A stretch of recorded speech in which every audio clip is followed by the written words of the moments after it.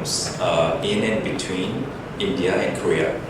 Through this presentation, I hope to explore with you the exciting business opportunities that my colleagues and I have been witnessing throughout our journey, particularly in the film industry that can be created between our two countries. First, please allow me to start by introducing Kross Pictures to you. Kross Pictures was founded in Los Angeles in 2004 by myself and another partner, and since then has grown to a team of 21 professionals working in 4 cities around the world.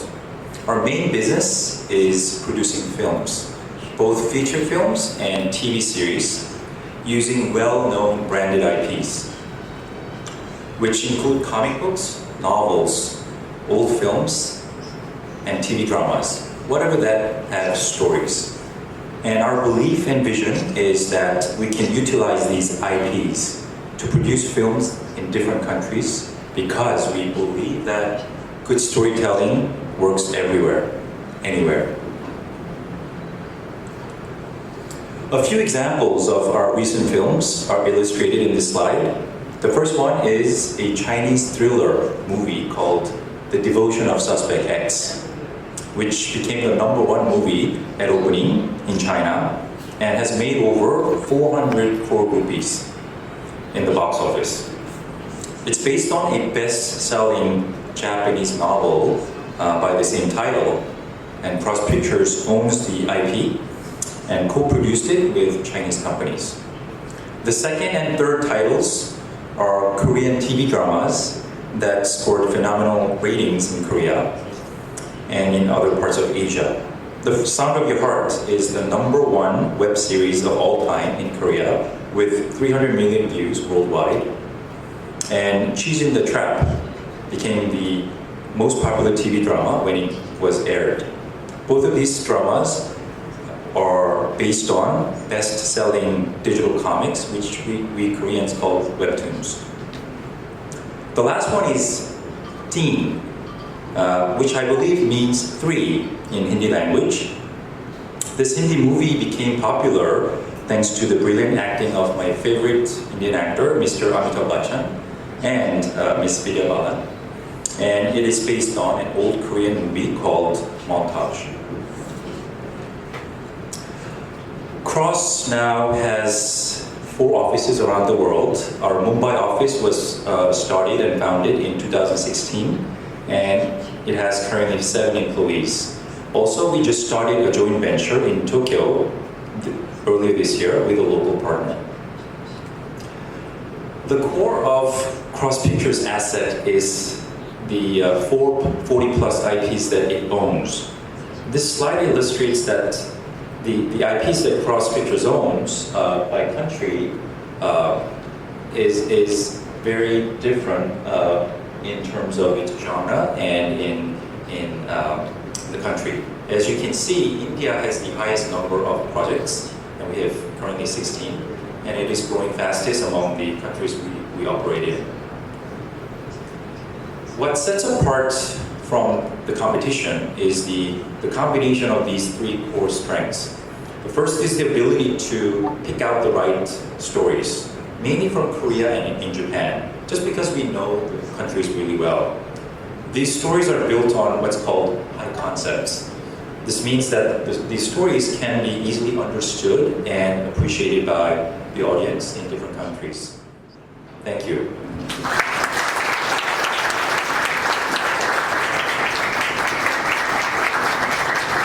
Very, very warm welcome to you, sir.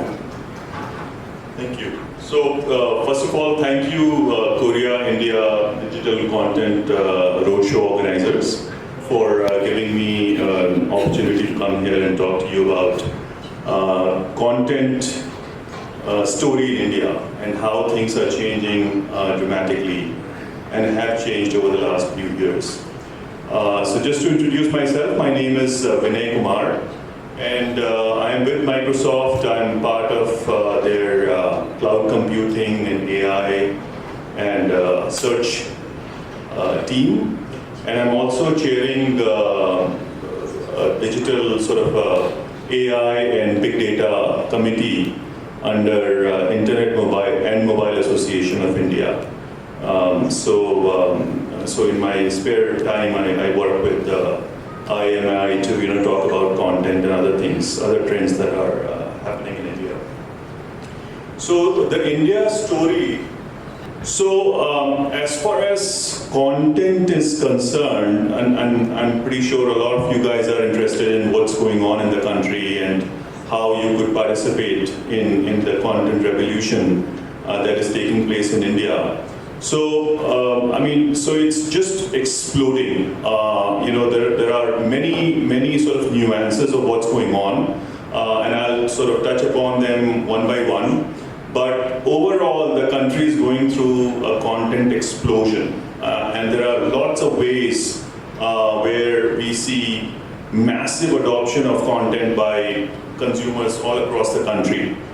So the first thing I think that you must realize is that about 2-3 years ago, and I think Geo person will come and talk about it in more detail.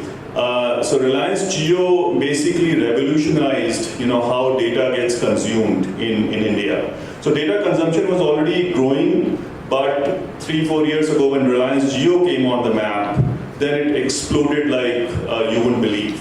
So, and if you look at the overall data consumption in India, it's more than what USA and China put together. So India data consumption, even per capita and also at an aggregate level, it's more than what US and China combined, consume. So you can imagine how much data is getting consumed, in India on a regular basis. The second data point that I think is worth mentioning is that internet penetration in India is still only at 34%. The USA is almost 100%, 95 or 96%. China is crossing 50 odd percent. So even at 34% internet penetration, the data consumption is at an all-time high than any other country in the world. And a lot of you guys, I don't know what your business model would be, but a lot of content companies look at monetizing content through advertising. So that's the third point, that is on the slide here, that in 2021, so overall advertising market in India is about $7-8 billion right now, and out of which about $1.5 to $2 billion is going in digital advertising. So about 17% of overall ad market in India is digital ads. But that percentage is exponentially growing as well because of the content explosion. So in the next 2 years, by 2021, that 17% number will grow to 29%. So a much larger pie of the overall ad market will go through, go towards digital ads. And the overall digital ad market in India by 2021 is expected to be almost $3.6 billion, which is a very, very large opportunity, for all of us. Thank you so much.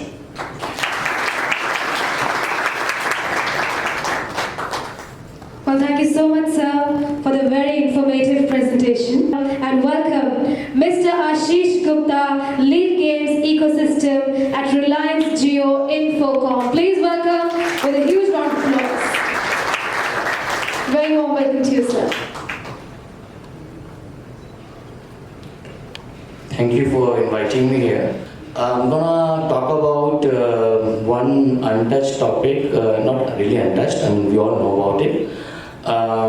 The gaming. I'm gonna talk more on deep insights, what I have seen in this industry last 15 years is happening in India. So we have seen India from pixel days to 3D days to VR, and everything is going on how India is changing. So before I talk about India scenario of gaming, I really want you to look at the numbers and understanding you should have about how the gaming is doing in APAC region, right? So, number one country in terms of revenue of gaming is of course China, right? Because they have a gaming cult. They also have an amazing population and internet is around reaching up to 50% consumption, right? So after that, if you look at, because of bigger gaming cult is in Japan, you can see the number is around it's 19 billion. Then, of course, number 3 is South Korea. Population-wise is smaller than both these countries, and revenue-wise it is 6.2 billion. Now I'm covering the revenue of PC, esports, mobile, and the real game, I would say not the casino, but the online casino gaming on through mobile, right? Now coming to the Australia is number 4 because of course English-speaking nation, they have adopted a lot of things from America, so gaming has to increase over there. Although very less population, but still the number was number 4. India is number 5 in terms of gaming revenue, which is 1.5 billion, right? This is last year revenue from news report. Now, the numbers are not very exciting if you look at my APAC region, my population. But we all have to understand one thing, that in India, the internet penetration is still very low, alright? And people are not paying much for games. Here, the revenue which I have covered is, the report companies are covered is basically the paid revenue from ads, revenue from in-app payment mechanisms that we have in-app purchases, and overall revenue of games, of putting everything together.